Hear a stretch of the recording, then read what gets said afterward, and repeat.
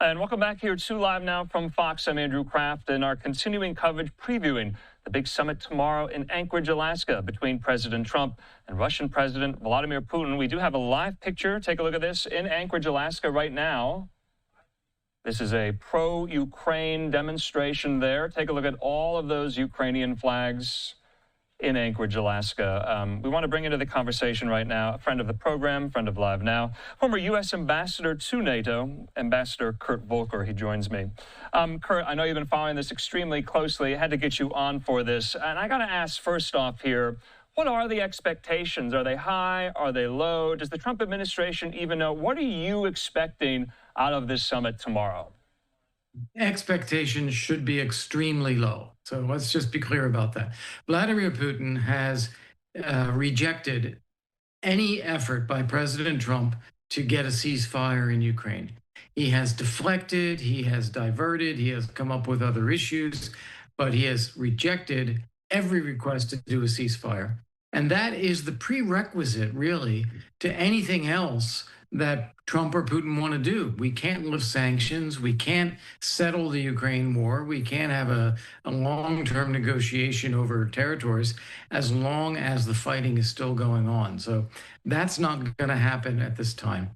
What I think is likely is that Trump will push for a meeting with Zelensky, get Putin and Zelensky to talk to each other. He would host it, and he'd try to be the facilitator of a deal. And here, I think what Putin will say is, oh, yeah, of course, yeah, I'm happy to do that. Yeah, we'll do that. But there are certain conditions that have to be met for that to be able to happen. And those conditions are not ready now. So, yes, at some point we'll do that, but the conditions aren't right. So it's just going to be a deflection and passing it into the future. Kurt, yesterday, Trump was asked about whether or not Putin would agree to a ceasefire there on the spot in Anchorage. And if not, Trump said there will be severe consequences. Is the president setting himself up for maintaining, keeping red lines? Is he setting red lines for himself? And if so, will they be followed? Well, President Trump is the one person who does not feel bound by red lines. He says what he wants to say when he wants to. He changes his mind when he wants to. And we've seen that time and again. Now, I hope that he is seeing a pattern where he says something, Putin seems to respond in an engaging way, and then goes and does the opposite. And I hope after seeing that pattern a few times, Trump actually takes a few strong measures against Putin. But up till now, we have to be honest, Andrew, that Trump has said there would be severe consequences for Russia many times in the course of his second term here. I can think of at least 5 or 6 major occasions where he said that, and yet he's done nothing on that. So I think that this will be a test for President Trump. Okay. Does he realize the way he looks when he says something to Putin, Putin does the opposite, and then he doesn't react?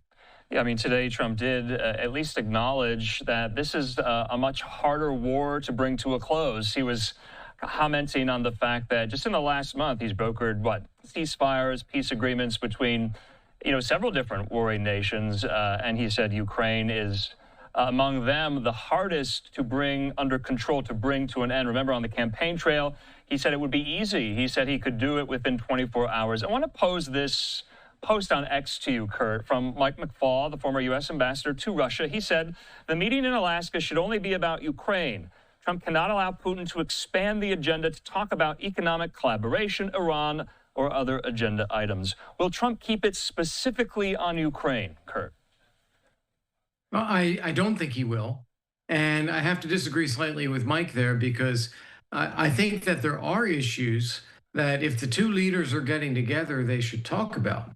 But what Trump should be doing is saying, we want to get there. We want to get to lifting sanctions. We want to get to business, getting back to where we can work together and do business.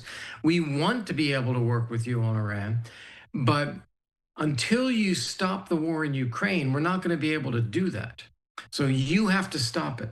And that's the connection. I don't mind talking about these other issues, because there may be some interests. So, Kurt, I have to ask, have you ever been in the same room as Putin? Have you ever looked him in the face? Have you ever spoken with him? If so, what is that like? Yeah, I have a couple of times, not speaking with him directly, but being part of a delegation with President Bush.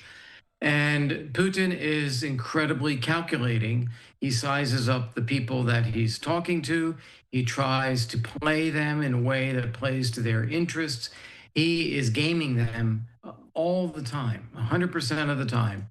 And anyone dealing with someone like that has to stay incredibly focused on what it is they're trying to accomplish. And if you allow yourself to get diverted, you end up going down all of these rabbit holes that the Russians have designed that have nothing to do with what your original purpose was. So, in that respect, I guess Mike McFaul's right. You don't want to get too far diverted, but you just need to know what you are trying to do. Right. Ambassador Kurt Volker, as always, your expertise is so invaluable. And maybe we can catch up tomorrow after the meeting to see what came of it, if anything. Thanks, Kurt. Let's hope. Yeah.